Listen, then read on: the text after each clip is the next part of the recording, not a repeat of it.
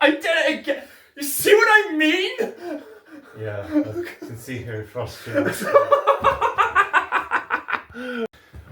Oh man, this is gonna be great. This is gonna be absolutely great. So you said that you've seen this entire oh.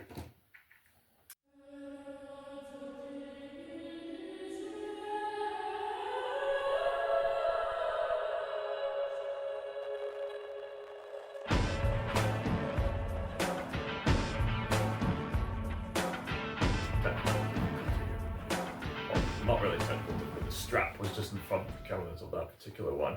We have this one here and that one there. Hi. Anyway, so yes, Monster. I remember I was at your house one time and I said, you know what would be a good one to watch, Monster, and then you said, oh, I've seen it. Oh, it's so amazing, so we're going to talk about it because it's that amazing.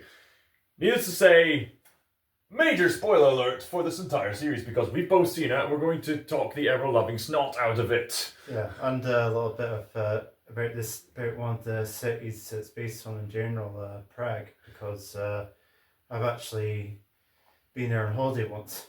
Man, oh man, that's amazing. Now, was that the one with the fancy clock tower, or was that the one with the big fancy bridge? The big fancy bridge, right.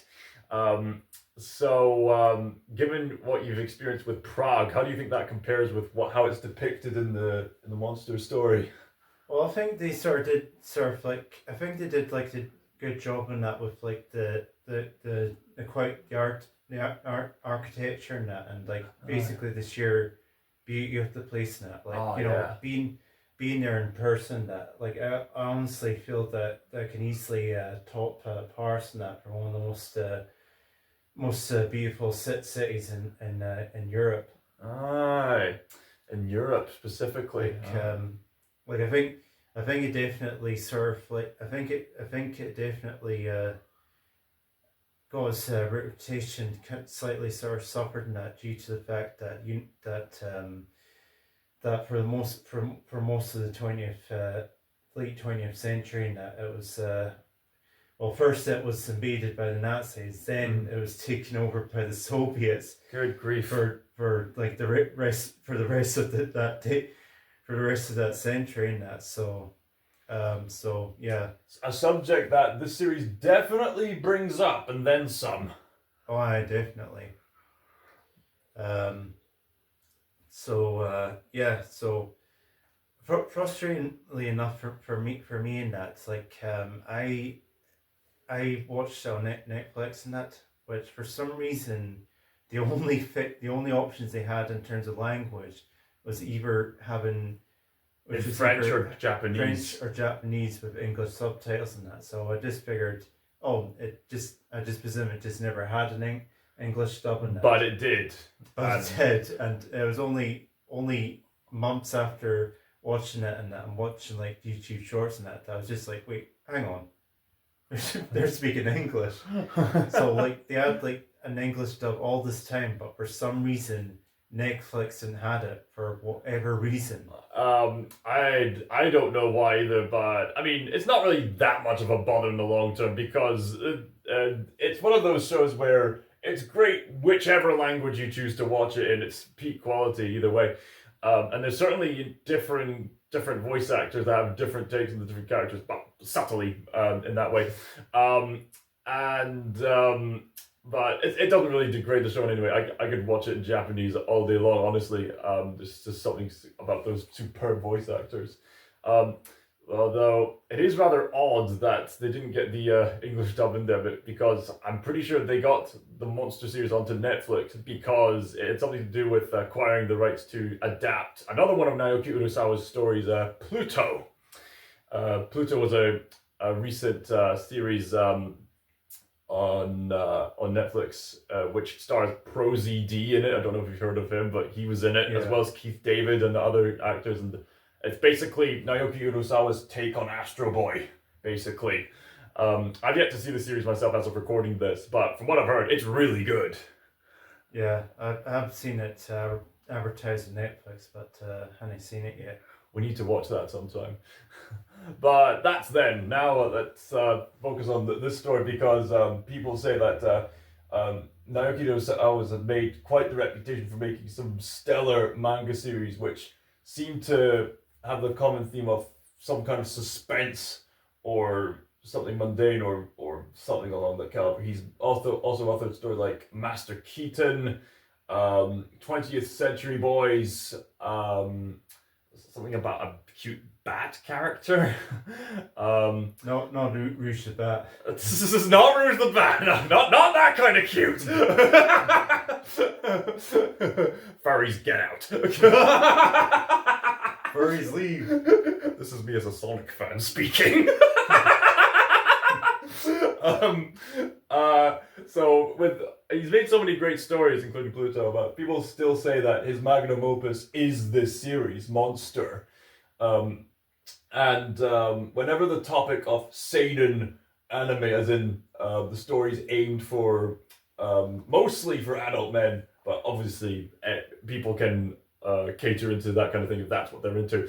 Out of all the seinen stories out there, I mean, there's some great seinen stories out there like Vinland Saga, Berserk, Vagabond, and Monster is among the best of the seinen type stories. Yeah, I'm not sure I'd sort of agree that sort of mainly catered to men in that. Like, in fact, I'd actually argue that if I ever wanted to actually introduce anime to one of my family members, and that I'd probably start off with this one in that. Yeah. That makes sense because I've got a family member who can't really keep up with stuff like Tolkien and stuff like that, but is very much into channels like Spooks or films like the Jason Bourne series, stuff like that, like spy, espionage, and thriller type stuff. And that's more or less in that kind of caliber. So, yeah. Because I think one of the biggest turn-off for people that aren't into anime and that is whenever they go into when most animes go into the inevitable sort of realms and that of like having like characters like do sort of cutesy like high pitched noises and that, or like do something, or like have one of the characters for some reason be spontaneously like vulgar and that, or horny or something like that, and do something inappropriate. Well, this pretty much plays it straight all the way through. Oh yeah. I said in my review that there's been other psychological thriller type animes. There was Code Geass, which was on to the start, but it got carried away with a lot of that what you just mentioned about naughty stuff, as it were. And yeah, that could be a big turn off for people, especially when there's stuff like cutesy stuff and seems like they seem a bit goofy, as well as waifu cushions. I will not delve any more into that. But the reason why people a lot of people value anime is because there's some greatly authentic, deeply profound stories that a lot of people in the West don't seem capable to make. Not all of them, but just when you see the difference between Western and Eastern animation, it's like night and day by comparison. I mean, obviously, like you'll get the occasional provoking Western stuff like a short on Netflix called "If Anything Happens, I Love You," or Kubo and the Two Strings and whatnot. But for the most part, the West usually plays it safe for audiences, with occasionally taking chances. But more often than not, the East is constantly making stories that are mainly aimed towards older audiences. So it's the reason why Spirited Away has won so many awards for its time. It's the reason why people then go on to watch the rest of the Studio Ghibli movies. It's the reason why they get into some other greatly insightful films and television shows that people find deeply investing and get them to think. Stuff like Violet Evergarden, Cowboy Bebop, and the Trigun series, which we mentioned. I mean, yeah, you get some comedic ones here and there, and even Monster has some comedy in it. I mean, to be fair, come on, let's be honest, you guys. Stuff like Spooks and others will have the occasional lightheartedness as well. You can't have something be 24/7 depressing all the time. Yeah, I'm not sure if I sort of remember like some of the sort of any sort of humor in sort of Monster and that. For the most part, they kind of sort of played it straight. There's minimal humor in Monster, or at the very least, in that the humor didn't sort of like stand out as it didn't seem to be as sort of jarring in that as comedy you would sort of expect in like most animes. Yeah. But but another reason why I believe it's sort of good for like people into non-anime is also kind of like it's a very for the most part in the setting is very sort of grounded in that, like you're not going to you're not going to get like anything like sort of like sci-fi or fantasy in this setting in that is like honestly like when it comes to like sort of like in like a adaptation that could easily translate to Live action. live action, that like Monster would definitely be one of them. Guillermo del Toro actually showed interest in adapting the Monster story in live action, but that's remained unheard of. But it's interesting though, he showed interest in giving it a try. Yeah, it's a shame because like I feel like if it was done for like done like sort of live action, that, and if they managed to market well on that, I think it would actually feel like it would actually sort of like reach out to sort of more people in that, like especially those who may be like who are like non into anime and that, but otherwise are into like deep philosophical dramas. Absolutely, this is because that is pretty much what it is at the end of the day, and it's like a sort of deep philosophical drama. It's very heavy in drama. Oh, absolutely. I mean, there are people who will know that there's the gateway anime that even people who don't like anime can certainly get into, stuff like Cowboy Bebop, the Studio Ghibli movies, and certainly this one. I mean, there are other series that delve into very serious topics, like we can mention Psycho-Pass, we could mention Ergo Proxy, and I mean, this isn't the only one that plays it straight. Like you'd see with Spooks on Jason Bourne and whatnot. There are others out there. It's just that this is one of the best. Well, yeah, like I'm not saying that's the only one that, but it is kind of like it. I would say it's probably quite a rarity in sort of the anime scene, in that for like for like an anime to sort of play it straight and not without any usual bells and whistles and that usually sort of expect from sort of anime series. Alright. So, with all this talk about the show, we should probably talk about the actual story itself. We'll probably just talk about the premise and other aspects of it, and then delving into major spoilers if we haven't already. So, for those of you who don't know, this story, Monster, tells the story of it's set in the 20th century, like late 20th century, it's around the 1980s to start off with. And there's a Japanese neurosurgeon working in Germany, Dr. Kenzo Tenma, successful neurosurgeon, got a fiance, everything's going nice and dandy for him, but then internal politics in the hospital dictate that he saves some lives at the expense of others. He doesn't like that, he's an egalitarian, and then one night he has this very, very severe situation that no one in his profession would ever want to be in. The choice on whose life to words are not working for now. The choice of whose life to save. Either he has enough time to save either the mayor of the small town, or a young boy with a bullet wound in his head, getting fed up with the internal politics. He chooses to save the boy. And he would have saved the mayor if he had more time, but sadly he didn't. So because he didn't save the mayor, he gets fired from his position, but barely holds on to a medical position. Then about a significant portion of time later, the monster is unleashed, and it turns out that the boy he saved grew up to be a mass-manipulating, psychopathic serial killer. Yeah. To provide further context in that, to what Callum was saying previously, in that one of the sort of the key characters in that was also sort of key characters in that also mentioned that was Tema's girlfriend, Eva, mistress, in that Eva, in that, who just happened to be the daughter in that of the head doctor in that of the branch that Tema works at. That's right. Who's the one that was very heavily implying that Tema should go in a certain direction if he want a certain promotion in his branch. That's or right. I think particularly in that like further sort of medical education, I believe. That's right. That's right. And and I believe the lines that he said was somewhere round about that that not all lives are sort of valuable. Not all lives in that are sort of valuable or something like that. Or Right.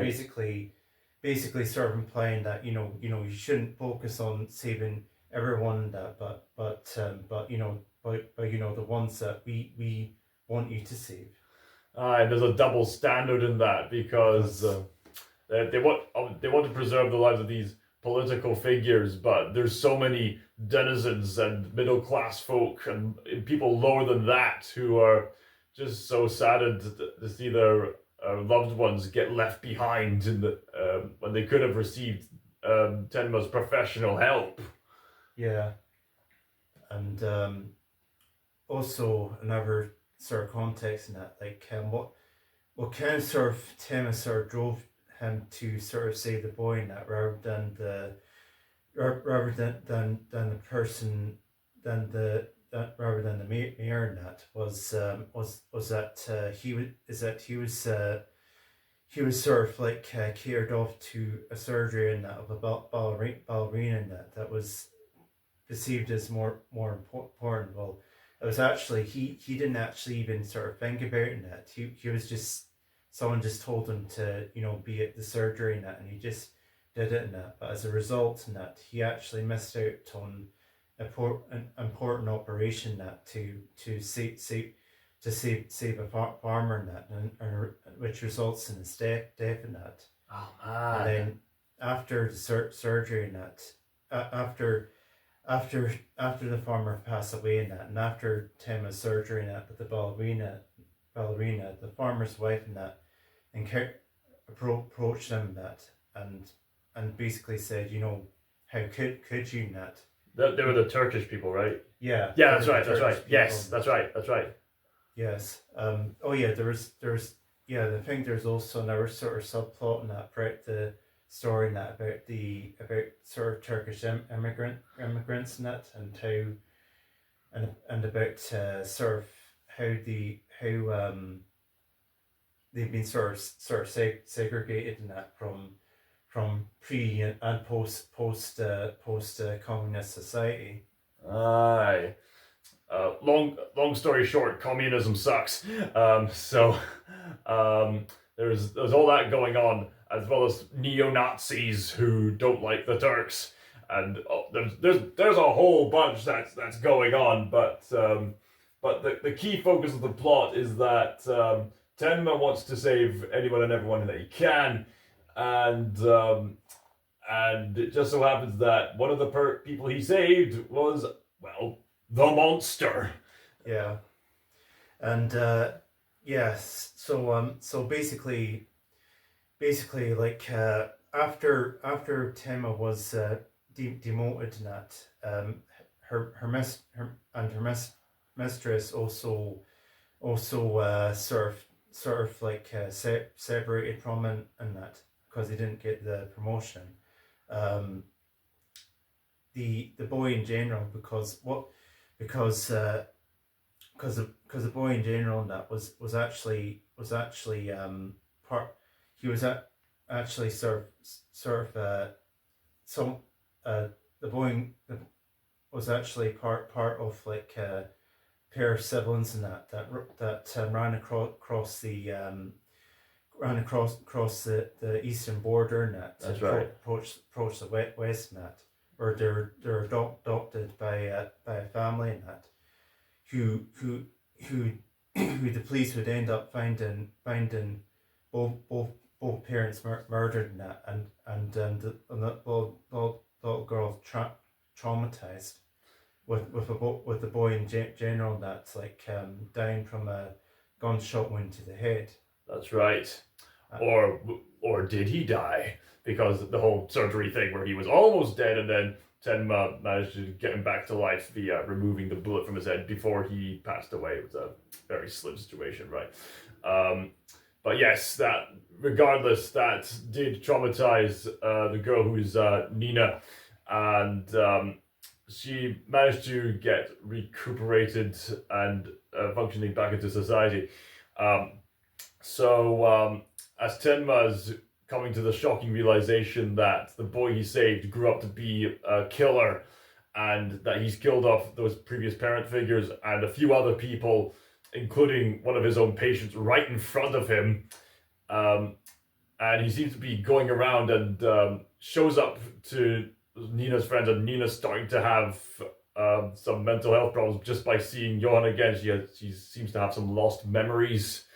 And there's an Inspector Lunke, who's basically the Inspector Javert of the story, who's getting rather suspicious. Oh yeah, sorry, this is the 20-minute thing. There's Inspector Lunge, who's getting rather suspicious of Tenma, particularly because the monster named Johann Liebert is so good at covering up his tracks that it leads to Lunge presuming that Tenma just has to be the guilty culprit, and that leads to Tenma being a fugitive who has to make a run for it. And so basically the tension of the story is that Tenma has to find a way to stop Johann Liebert before he kills and manipulates other people. And if he can stop him, is he going to do so in a way that's going to compromise his egalitarian beliefs? Is he going to kill Johann? Is he not? But at the same time, he has to learn self-defense. Can he outrun the law enforcement? Can he help other people out? What friends can he trust? So on and so forth. And the tension keeps going, and it never lets up. Like there's no filler, no fluff. It just keeps you on the edge of your seat right up until the end. Yeah, I definitely say so. And there's like a huge vast array of characters in that. Oh, absolutely. Like it is kind of one of those stories that just consistently just opens up, and that the further you go into it. It's like, I mean, there's so much stuff working components in that you know, like we only really just touched the bare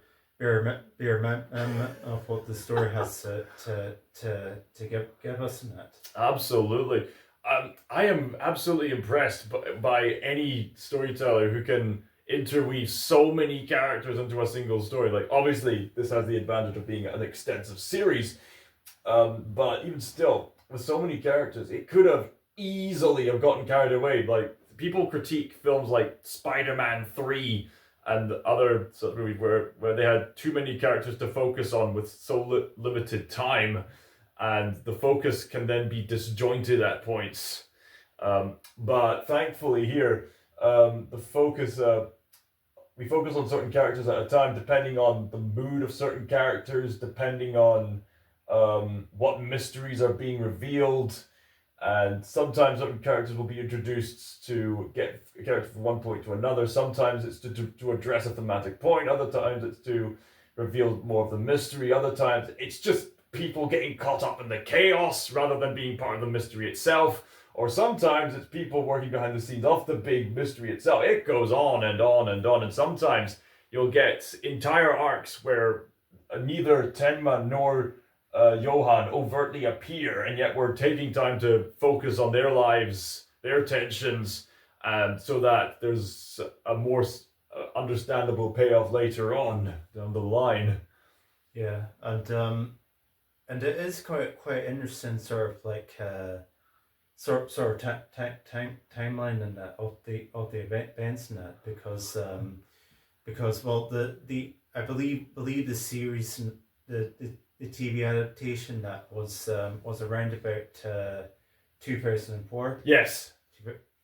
So like the majority of the events in that actually take place between, I believe, 1995 to 98, I believe. Yeah, something like that time period. Yes.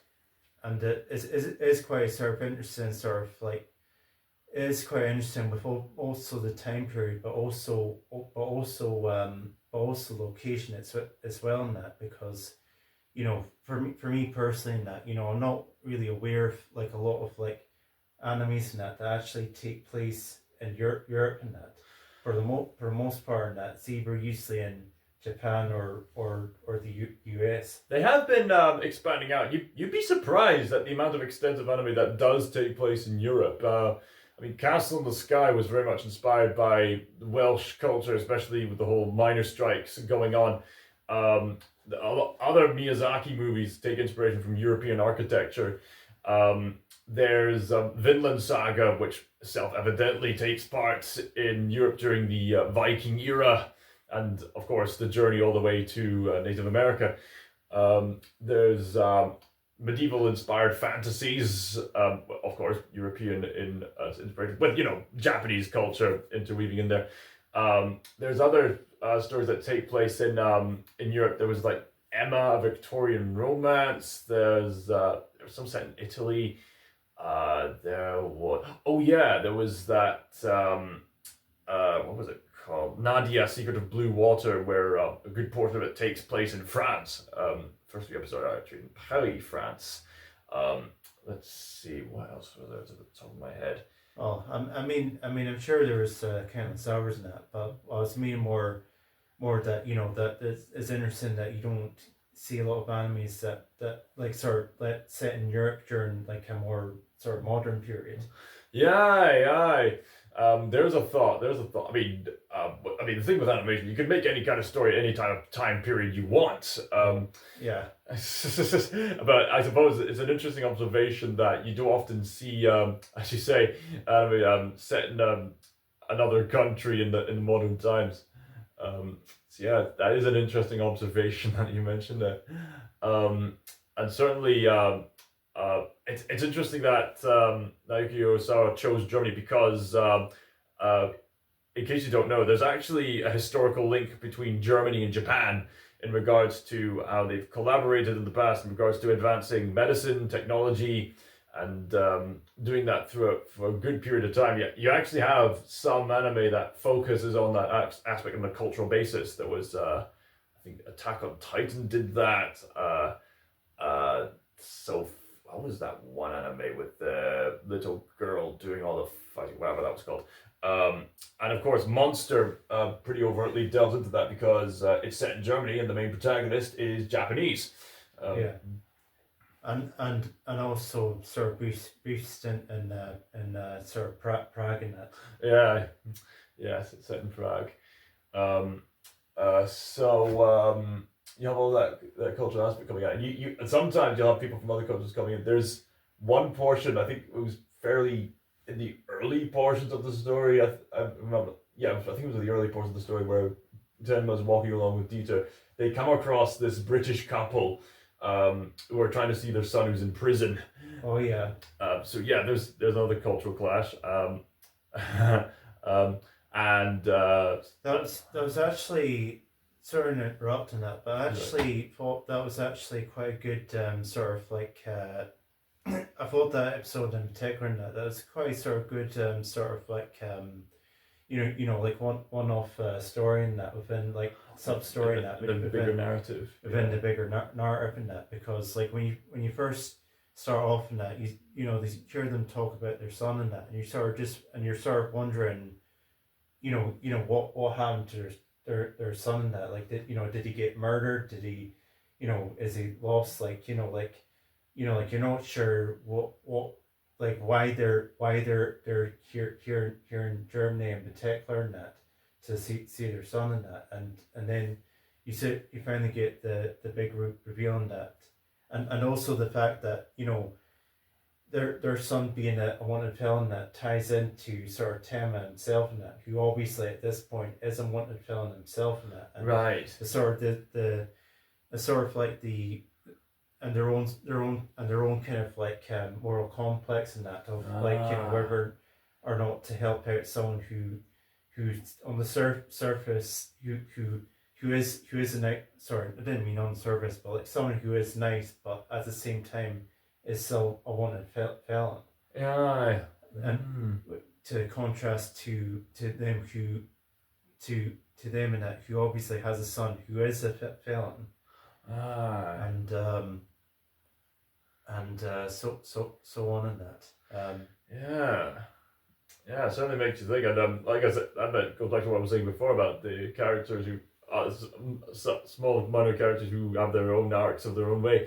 And yeah, at times you have. I think it was especially in some of the early bits of the story, and certainly at some segments later on, you do get those individual stories where the people that Tenma comes across. There was another one like that where Tenma's first out on the run, and then he comes across a gunman who teaches him how to shoot with a gun and train him up for the endurance necessary to do that kind of thing. That's one of my personal favorites, and that yeah. I just like stories that that introduce I suppose like kind of like you introduce like which starts off in that showing you like something like sort of like a kind of like a check of gun from the start, and that of like the wee girl playing in the rain, and that, and you're wondering, who is this little girl playing out in the rain, and that, and then we find out in that about how she was like like her she like the daughter of people that the gunman murdered. Yeah, and about how he sort of struggles to become a father figure, and that, and it's only the influence of Tema and that actually sort of helped it with his relations, and that with his like adopted daughter, and that. That's right. Yeah. And for that fact alone, and that, like, he refuses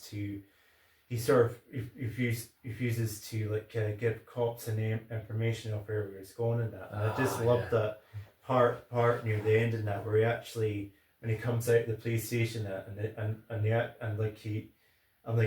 the door shows his face in that, and the rain in that. I just thought, oh, that's just beautiful. Yeah. Like that for me, that was just perfect. Yeah.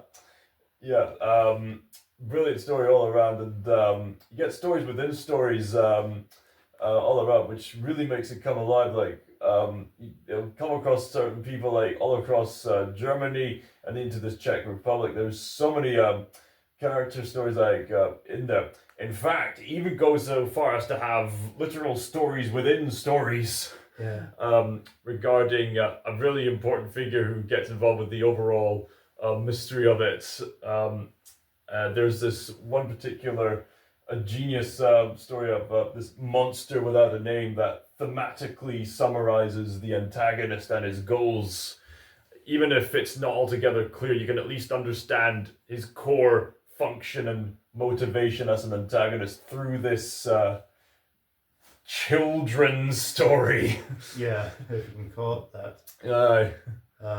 But what I really quite like about this, what I really quite like it, but I really do quite like the sort of the stories in between that, like the more kind of like it's focused on Tema's journey in that, but like the slight sort of slice of life sort of episodes in that shows sort of Tema, the people that Tema help along the way in that. What I quite like is that they do a really good job in that of showing having a story which is ultimately about good and evil, and at the end of the day, and that, about having the story come across as like sloppy or sort of hammed up in that. Like, I think they do like a good job of like showing, like the positive effects that Tema can have to people, or like even a small community in that, without making it look like like that he's like what are they called in that? What's not Mayor Sue? What's the Gary Stu in that? Like they do a good job in that of Tim seem coming across it as like a good person without making him seem like he's going to solve every single problem magically at the tip of a hat. That kind of thing. Yeah, that can be a problem, and it can be a problem when you have stories where you have Mr. and or Mrs. Goody Two Shoes magically resolve every problem just by their mere existence. Yeah. That can be rather silly unless you justify it with good writing and good character writing. Because another episode, a good example of that was with like the with like the police, the story in that with the older woman and the policeman, Right. and about how she sort of like encourages. I can't remember if it was because like yeah, because wasn't there like a younger policeman who was like the son of the mother in that, and there's like and the older policeman who's in love with the younger policeman's mother in that, and he actually sort of and Tammy sort of encourages him to, like to show his feelings and that towards. And that and like and we said, stories within stories, yeah. And yeah, and how much that sort of affected how Tammy sort of affected their lives in that. Yeah. All throughout the narrative, it's interesting how this. I like shows where, on the one hand, it's serialized in the fact that it's an ongoing story, but there's certain episodes that can stand out individually. You get that with Violet Evergarden and Cowboy Bebop. It makes for an engaging watch. You get the same thing with Monster going on there, and certainly on an episodic basis, you have well, at least for several episodes. I mean, obviously some of them exist to continue the mystery, continues to the plot, but again, none of it's filler because the characters are still making progress with whatever it is they're doing, and on an episodic basis, you have people with everyday problems, and especially in those individual episodes you keep mentioning, Tenma comes along to find a way to resolve them to the best of his ability with limited resources he has, and with what little network of friends he can find, and then on the on an episodic basis, you get how he affects individuals. On a serialized basis, it's the ongoing story of how he's doing his best to counter the long-term effects of the main antagonist, who's causing such devastation on a mass scale.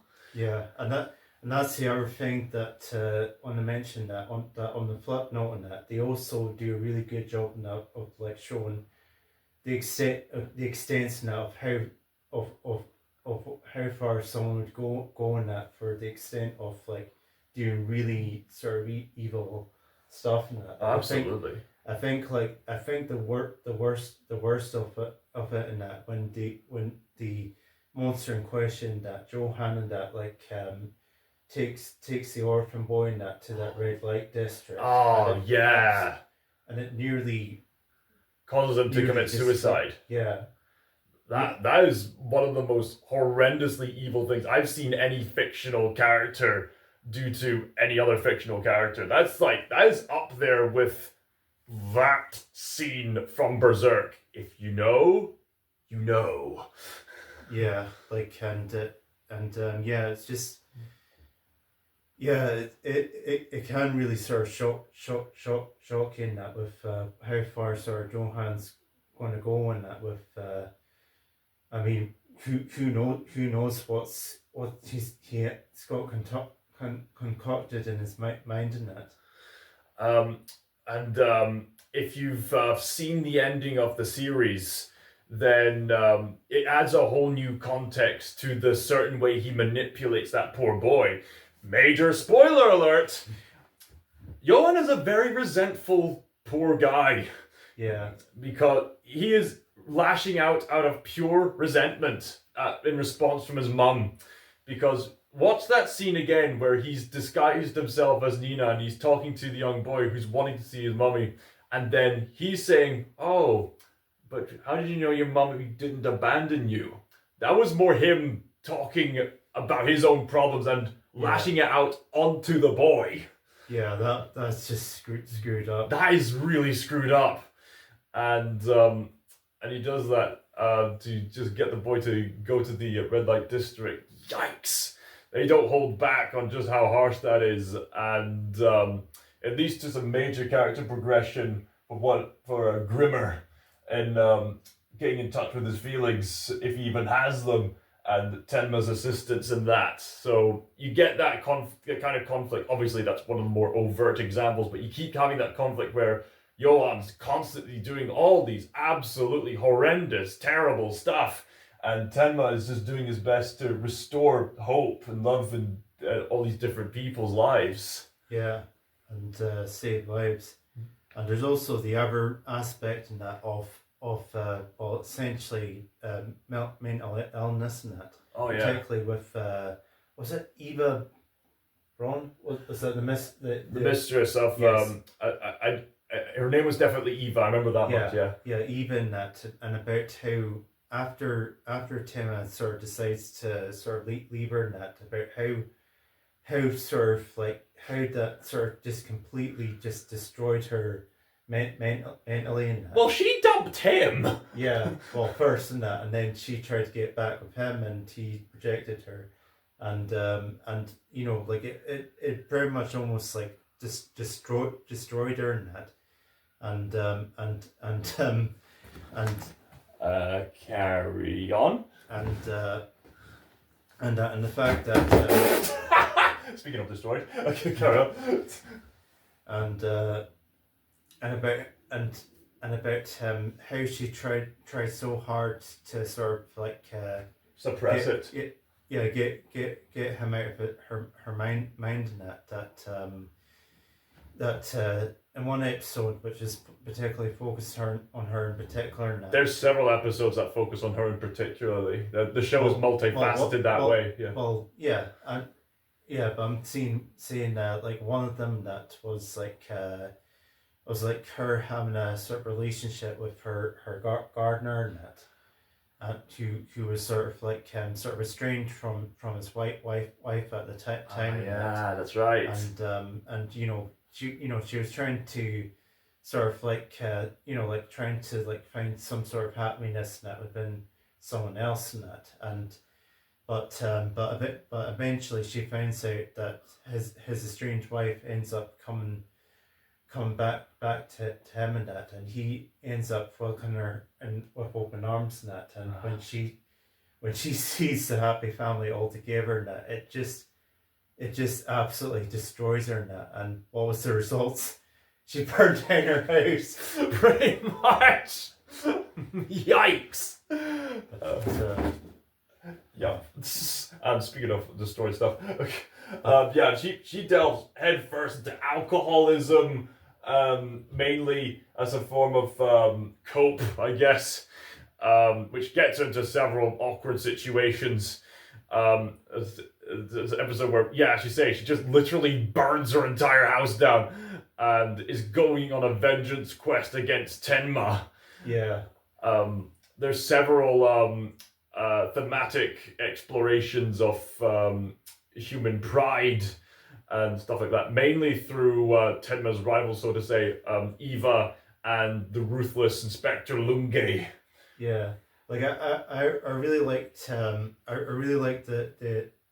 sort of design of Lunge in particular, and that like I quite like how they like I think that's one of the elements of like anime and that you don't get from real people, and that's that they really did a good job in that of like making Lunge like look like someone who sort of really sort of stands out in that without not necessarily having any part of him that really necessarily makes him stand out. It's just the design of the face and the pale skin and the eyes and that it really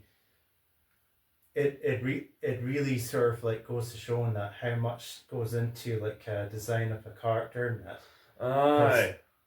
Because again, like it's not like he has like wacky red hair or anything in that. Like he's just an ordinary guy, but it's just the face and the skin. It really sort of stands out in that. I thought that was really good of his sort of design in that, and he'd end up having quite a lot of depth into his story as well in that, about how his career in that pretty much almost completely destroyed his family.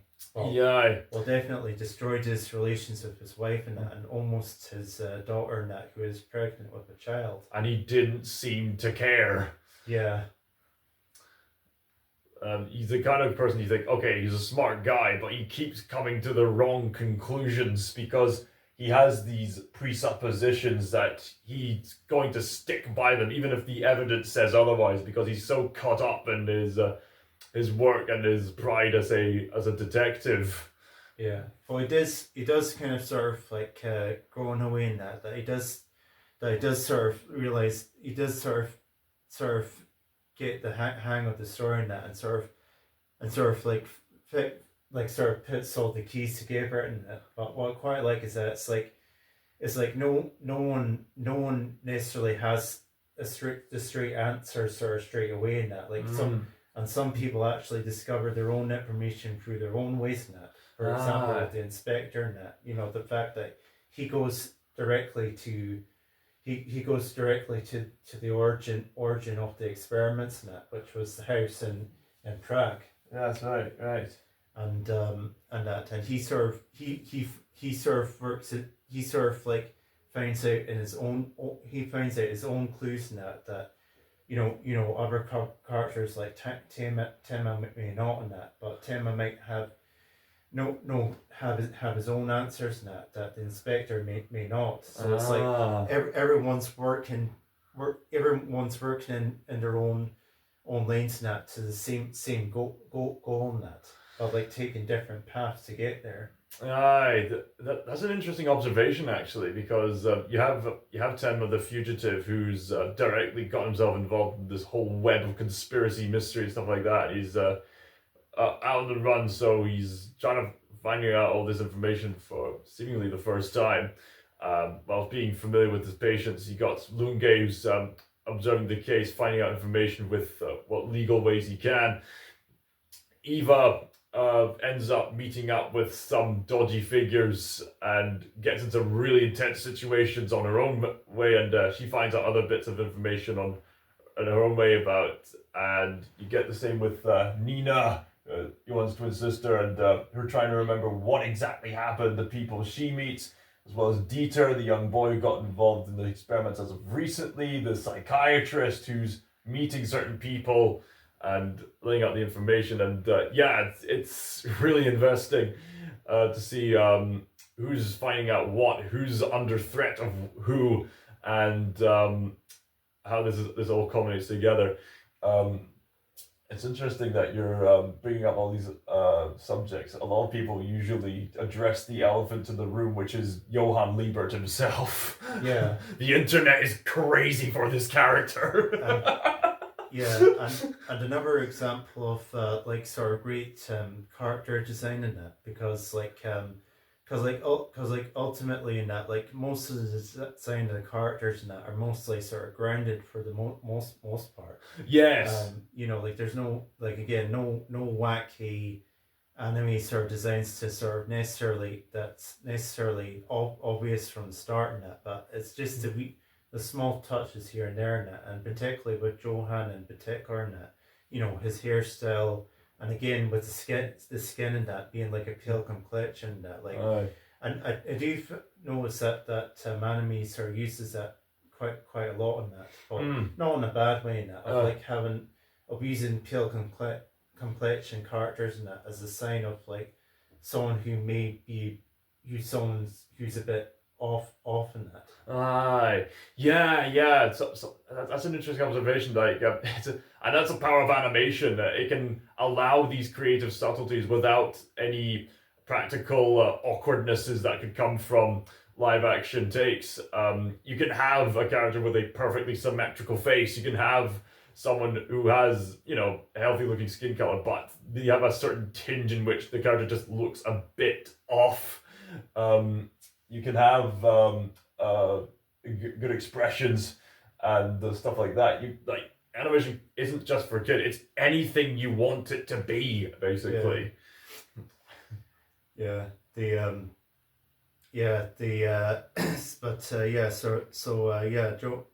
and that. Well, from what we described that, obviously, you know, he's no, not quite in the quite right in the head in that. Well, I mean, like if you're if you're impersonating your sister and that to manipulate children into red light district, you're safe to say that you're not quite there in the head. Yeah, safe to say. Well, well, speaking of head, yeah, he's definitely established himself as a very iconic antagonist. People often put him up there with like Griffith from Berserk in regards to how well written of an antagonist he is, and ultimately, I mean, it's interesting that we've gone into the other aspects about Tenma and other things because all that is to the story's benefit. But the main sense of looming threat and darkness that the story conveys would have been for nothing if it wasn't for the portrayal of Johann Liebert. And wow, is he a well-written antagonist? Yeah. He's got all the backgrounds to justify his existence, like the whole eugenics experimentation, the history of Germany and the Eastern border, and so on and so forth. All that historicity to motivate the eugenics behind this guy, and apparently he's had some kind of secret underground banking service to justify him getting into high levels of academics. He's whenever you see him on screen, he's got this look of this German model of a guy about 20 or so years old. He can charm anybody, young or old. He knows anybody on a social basis.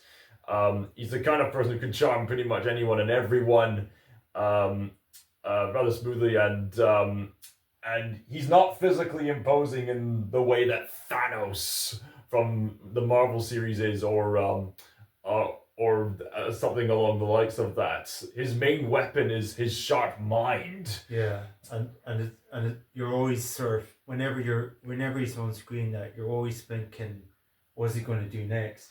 And in fact, you almost feel like sort of Temin that you're kind of like, particularly when like he ends up like sort of cozying up to the student that who's sort of hanging around to who's with his like elder father and around this portion of the story. Yeah, and the fact that he's sort of, at this point in the story, that we know what Johan's sort of capable of, and that, and you're just every time he's sort of on screen, that he's got something planned, but what? And it's almost like I said, it is like being in like Tema's. You feel like you're in Tema's shoes and that, where we are just like oh, what's he gonna do next? Is he going to kill the old guy? Is he going to kill anyone else? Like, it's like you're always on your toes in that. Aye, and why is he interacting with the children and things like that? Like, it keeps you guessing, and there's even a few red herrings here and there.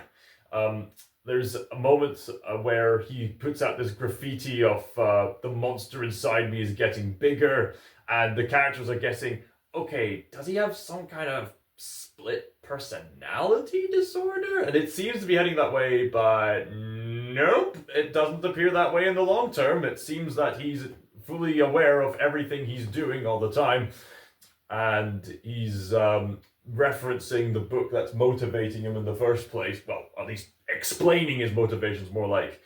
And I think I've heard some people online say that there's a few plot threads that don't get fully resolved, but that's more of a nitpick for what's otherwise a great story. It doesn't ultimately get in the way of the quality of the story. Yeah. So it's quite interesting that you sort of you mentioned that this anime series in particular, and that you said that it was like on the same level as Breaking Bad. Oh, absolutely. It's that I mean, would it be the Breaking Bad of anime? I don't know. I suppose there's some similar delves into human psychology, about human pride, about someone in the law who's in denial, and someone else who's on the run, and so on and so forth. I suppose that Breaking Bad only had like one filler episode, which was the fly episode. But I guess even then there was that thing about the shoe, which was looked into later on in season 5. But Monster pretty much has no filler whatsoever. And with Breaking Bad, you can sense that in the early season they were just trying to get to grips with how they were going to convey the story, because something that surprised me about Breaking Bad was that they were writing the whole thing just based on character consequence, which is pretty impressive, even still. But with Monster, here, I think that there was an intentionally planned story from beginning to end. And it's clear that Urasawa did his research on the cultural aspects of Europe in order to get it done. And I think what makes stories like this, as well as Breaking Bad and Dostoevsky's stories, so compelling is that deep delve into psychology and the inner workings of individuals. With Crime and Punishment, it's more about the pangs of guilt. With this series, it's about manipulation versus, well, counter manipulation. With Breaking Bad especially, it's about how pride can really erode someone to the point where it destroys everyone around you. So I guess with from a psychological perspective, with Monster, you have this whole aspect of Johan is basically a representation of the abyss. In fact, the symbolism of Johan is so overt that literally at the beginning of the story, there's a quote from the Bible that describes the Antichrist and his manipulative influence, just to give you a taste of what kind of monster Johan is. Yeah, and I suppose that those aspect also ties into the opening theme of Monster itself, and that, you know, how like the opening starts off in that with like a choir and that. Yeah, yes. That, a church choir. That's right. So there is. And like there's like and it's like sort of and it sort of continues on during the intro itself and that, and actually with the opening with Monster itself and that is one of those ones and that it's hard to skip for me, not necessarily because it's like normal anime and that, where it's like a nice sort of jingle to listen to and that, but it's just like it's the whole eeriness and that of the opening and that, like particularly at that point in that where you see like the young Johan at the orphanage and that, and you see him looking at that window and that, and you see all like the scribbles and that going by and that. The aforementioned graffiti of the monster inside me is growing bigger. Yeah, and the music going up like that is just absolutely fantastic.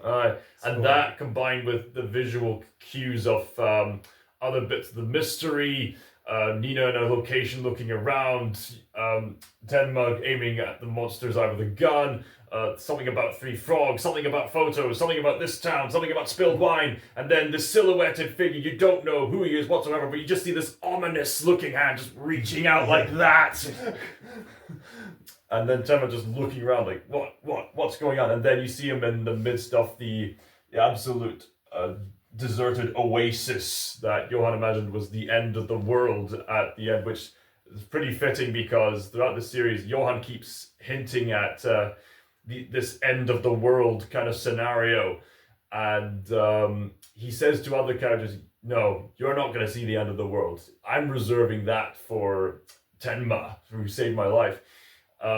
So Tenma gets an early hint of what that was about when someone who reveals that he knew about Johan in his younger days and how he got through the eastern border with Nina, and how at one point Johan and Nina went through this, were on their own as they were escaping, and they came across this complete deserted oasis where the trees were all rotted down. It was very desolate and grey.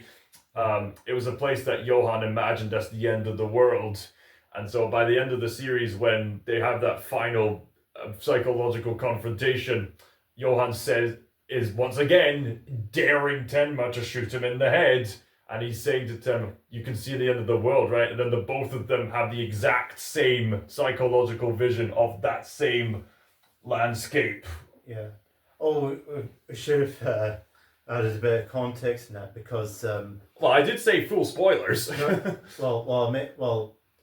reason why he sort of comes up with the shit in the head and that is that it dates back to the day in that when he was shot in the head by Nina. Dun dun dun, his sister.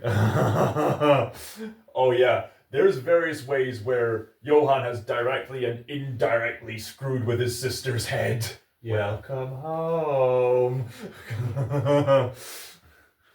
Man, oh man alive. So thankfully the characters do find healing and stuff like that, and eventually find the willpower to forgive, the willpower to find hope, and the willpower to stand up. And what I find really fascinating is that the way Johan is eventually defeated. I mean, this is the kind of guy who could easily take over the world in his own way.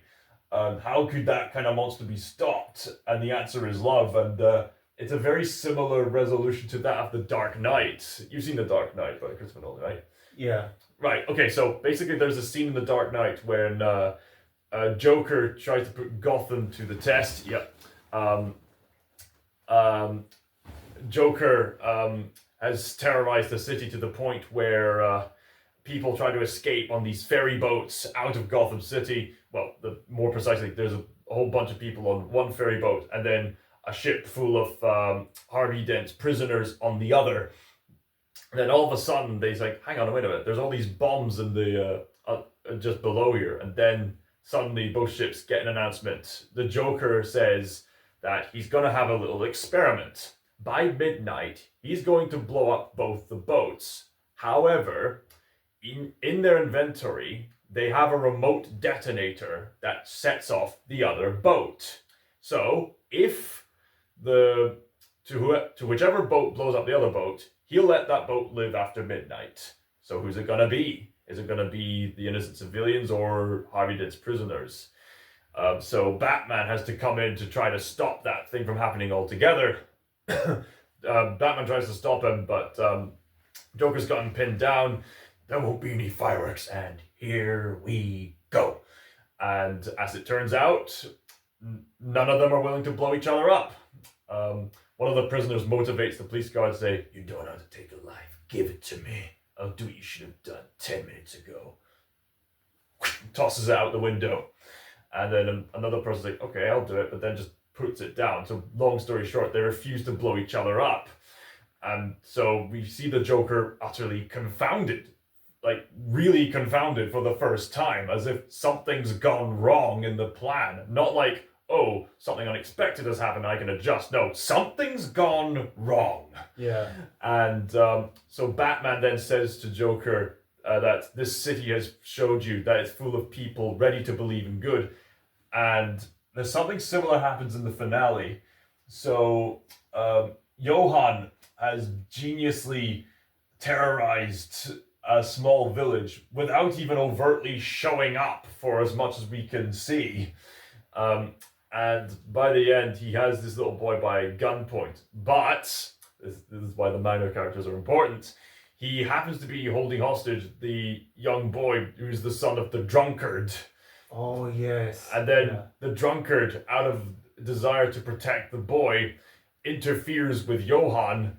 And this is a major miscalculation on Johan, because this thematically says that no matter how much Johan can manipulate people, genuine love is one of those things that can never be fully distorted.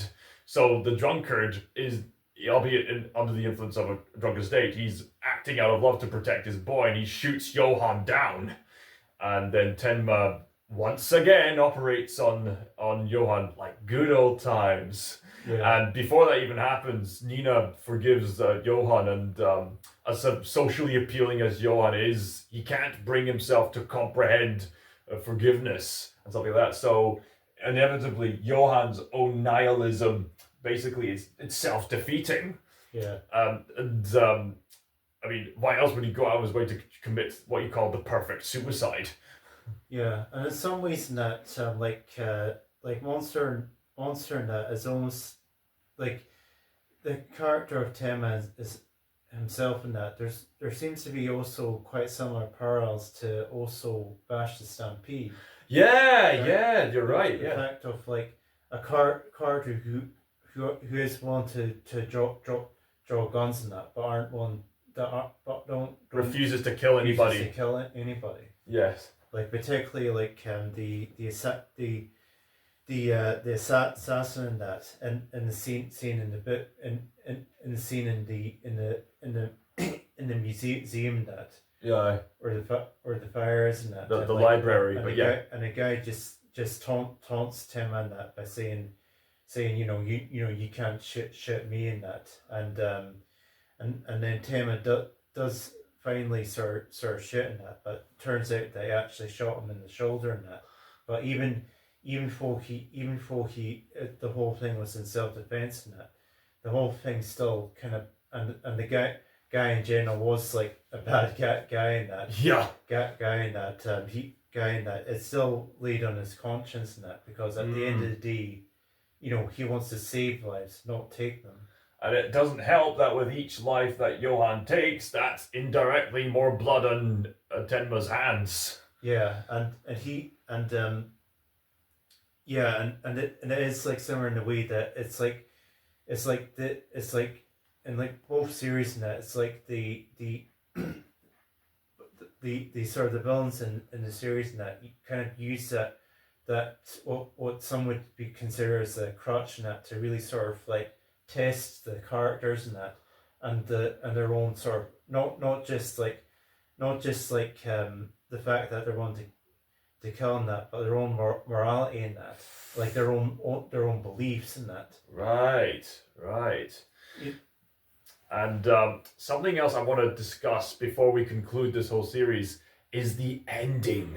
The ending is absolutely fascinating. I know others might call it a bit anticlimactic, but honestly, this is one of the best endings for a story.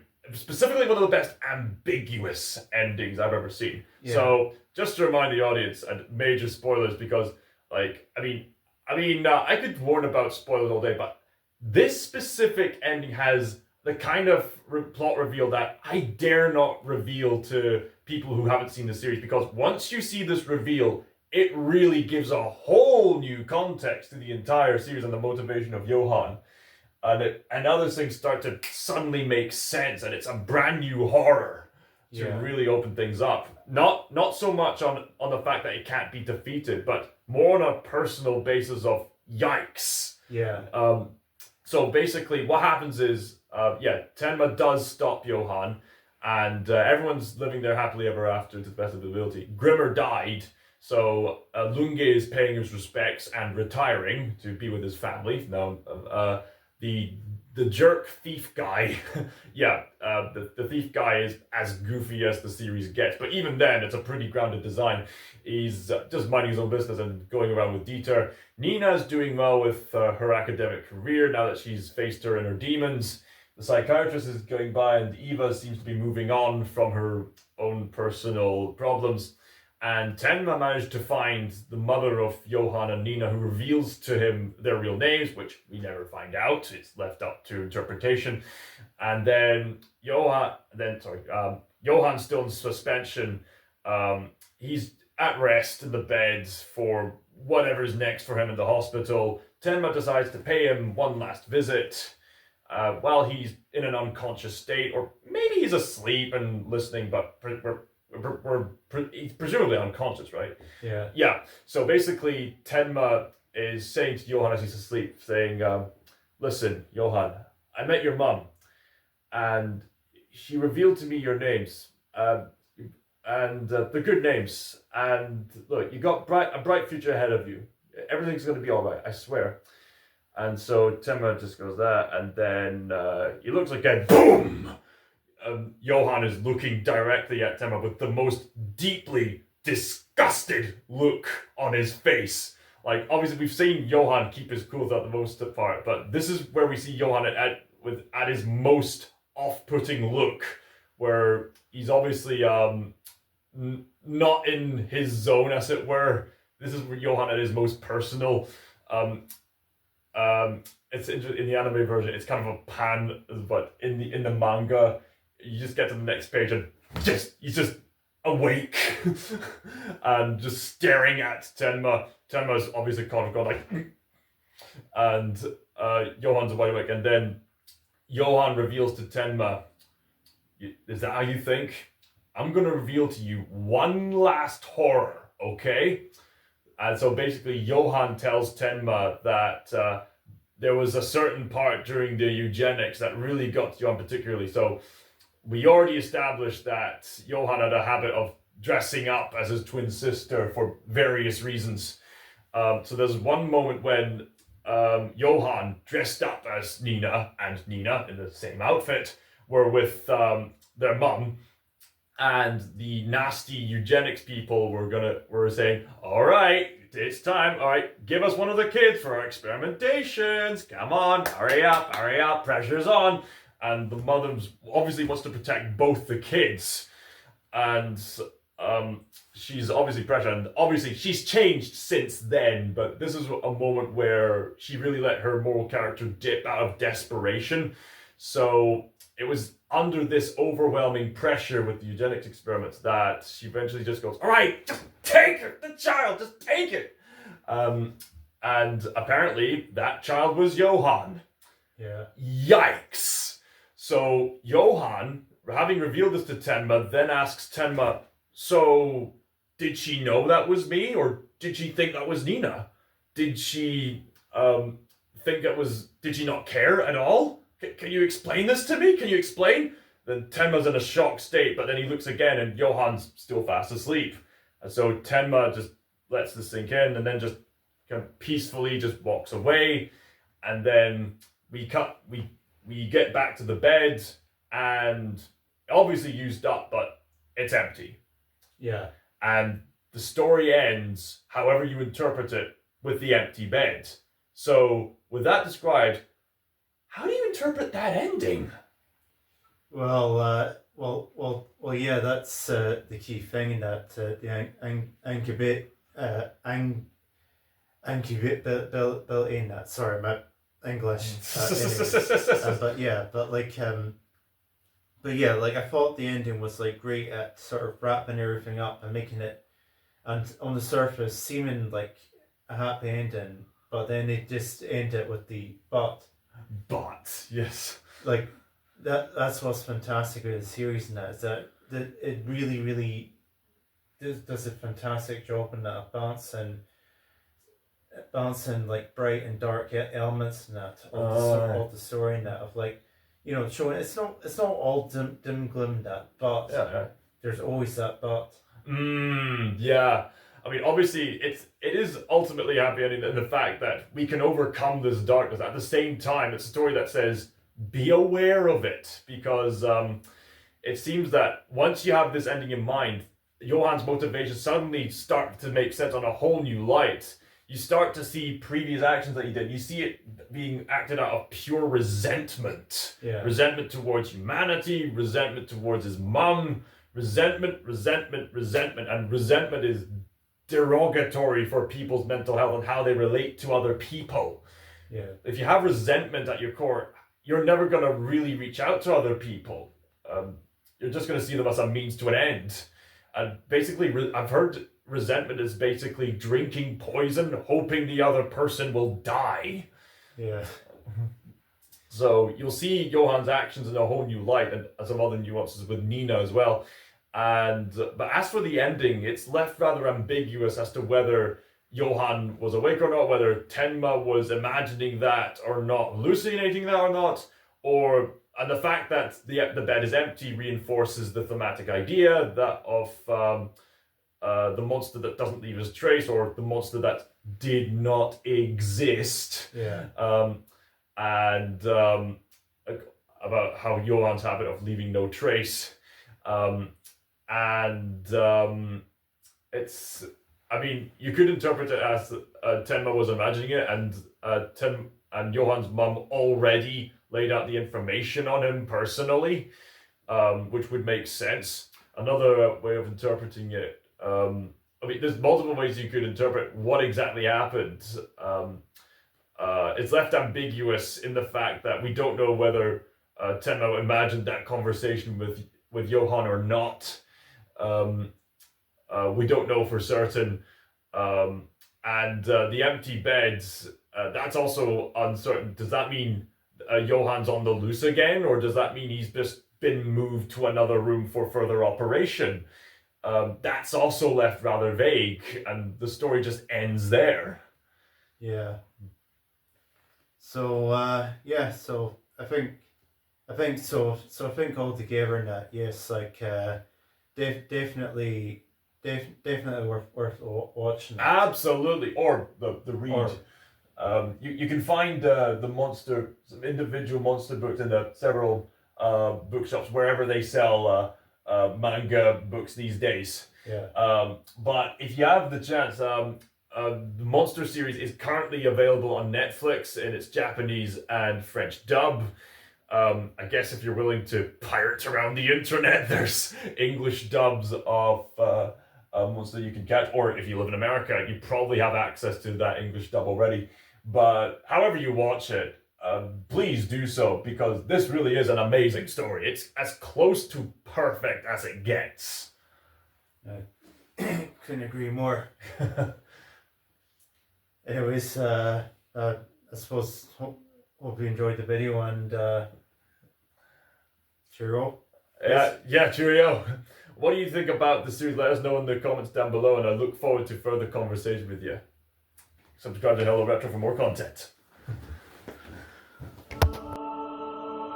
And slowly you come to realize it's all as it should.